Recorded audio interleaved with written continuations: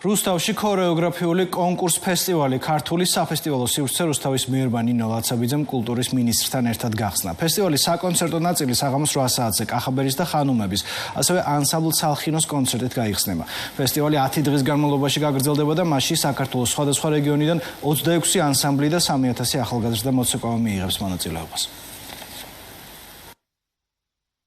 ძირითადად ეს პროფესიები სახელოვნებოა და ის რომ კულტურულ ინდუსტრიებს შეუწყოთ ხელი და მეწარმეობას შეუწყოთ ხელი, მათ შორის ვნახე რომ მართლა ბავშვიც და დიდიც არის ჩართული, ეს არის ცალსახად მისასალმებელი. კიდევ ძალიან მნიშვნელოვანია რომ ქორეოგრაფიულია ეს ფესტივალი, რომელიც დღეს საღამოს გაიხსნება და უმნიშვნელოვანესია რომ ჩვენი მატერიალური და არამატერიალური ტრადიციების და კულტურული მემკვიდრეობის დაცვა ამ ფორმით შევძლოთ. საფესტივალო სივრცე დავათვალიერეთ კულტურის მინისტრთან ერთად და უკვე გახსნილია და შეგიძლიათ რომ 10 დღის განმავლობაში ეწვიოთ და მიიღოთ მონაწილეობა სხვადასხვა აქტივობაში.